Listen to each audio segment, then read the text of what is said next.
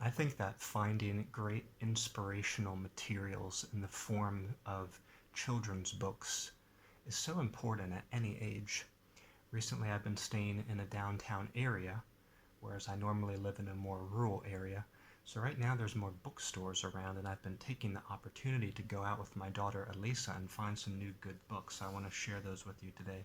I discovered a new author who I think is amazing at his illustrations, especially.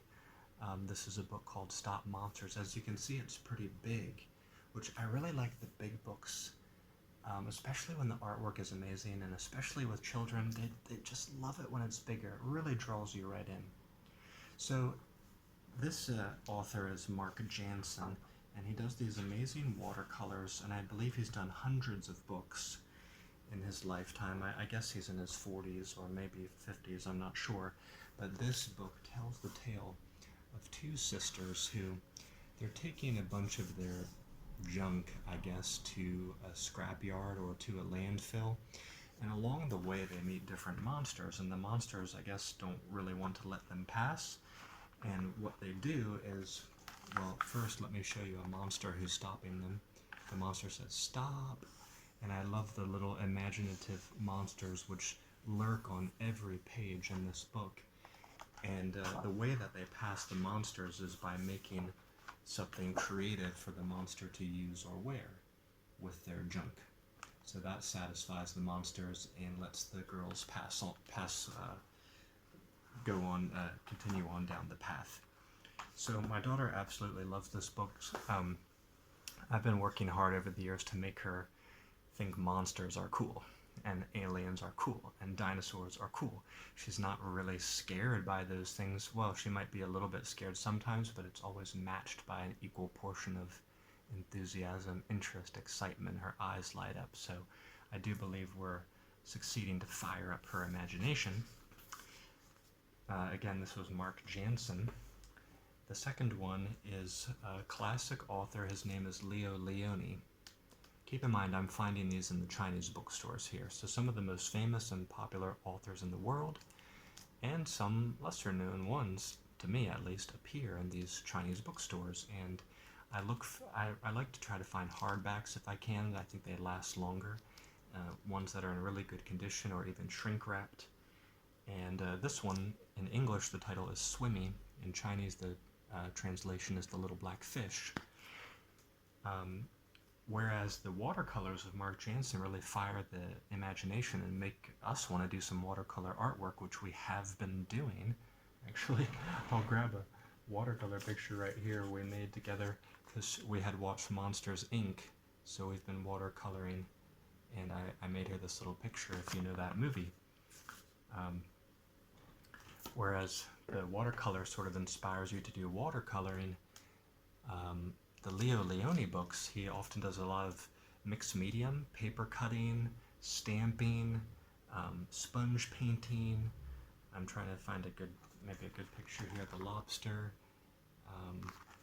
or maybe the little this undersea seaweed garden. It's really pretty, and the little black fish is swimming through. So in this book, he's kind of like the little black fish gets lost. Maybe he's a little bit of a black sheep in his school of fish who are always running away from big sharks. And later he teaches them that they can get together and make a big fish shape. And he would be the black eye and they would scare away the big sharks. I liked Leo Leone when I was very young. My parents and teachers read to me some of his books. When I got a bit older, I would introduce children to them when I worked in schools, primary schools, daycare centers, and now I'm introducing them to my own children. I found Leo Leone's quite popular in the world and China. And then the last book is, well, the illustrations are by Liz Climo. Now, years ago, I picked up a Liz Climo comic book because I found it very simple to read in Chinese for myself and very funny and cute. So I got one of her comic books for myself, and that when I saw this artwork, I thought, is that Liz Climo again? And it turns out it was. But the reason why I want to share this book and why it's so special is because children's books can also really help us to teach children the way through difficult life stages or life topics. Heck, they can even help us too. The way that some of these authors treat the topics can be humorous and philosophical, but still let you feel feel your way through the vulnerability of it, the emotionality of it, without covering it up too much or trying to sweep it under the rug. They do address the issues, and this book is called My First Day at School and I'm Feeling a Little Nervous, or something to that effect. I just quickly translated it. But what happens in this book is all the different animals have to go off to their first day of school. I'm going to try to find you a picture that shows them all. There was a good photo here that shows, let's see, yeah. Well, something like this will get the point across. The animals, they all have different problems. They all have different forms of trouble with going to school.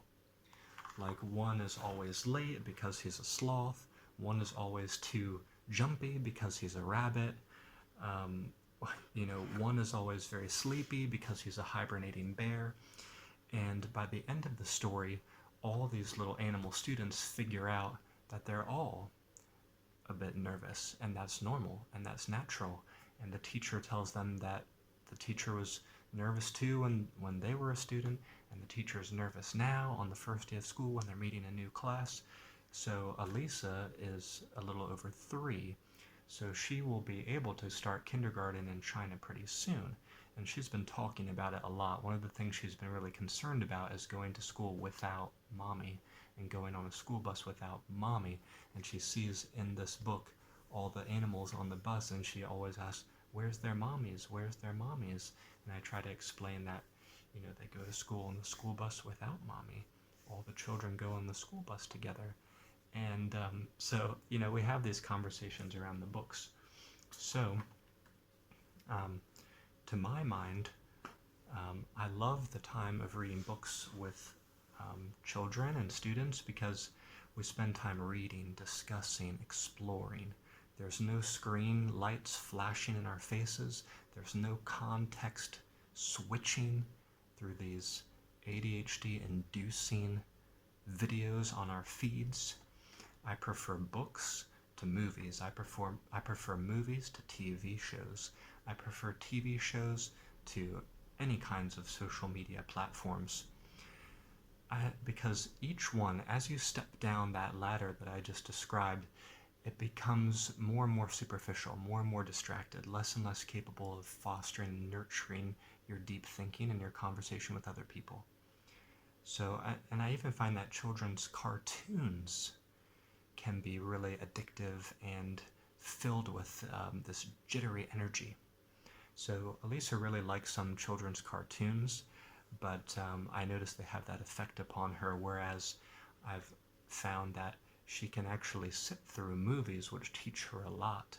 Movies like Ponyo by, what's his name now? Hayao Miyazaki.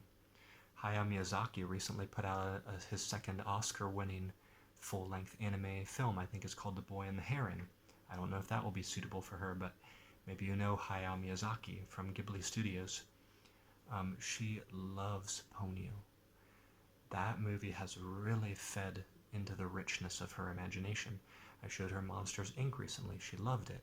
I'm trying to be careful and not show her things that will scare her, but things that will fire up her imagination. So, longer form books, longer form movies which we spend time digesting together, I find to be the most valuable thing.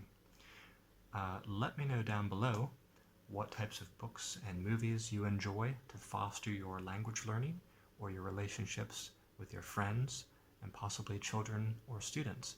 I hope this video has helped to get you excited to go out and have your own little book haul. These are the 3 we got recently, and I don't know, for roughly about maybe $7 US a piece. So a worthy investment. I have probably about 100 children's books in my home, saved up across years, and the really nice hardback ones I will keep in an area where Alisa wouldn't destroy them or rip them. She's still kind of young. There's plenty of books she can play with in that way, but the really nice ones I save, and I teach her how to take care of these good books. That good books are really our treasures. Okay, I'll see you back here next time. Bye bye for now.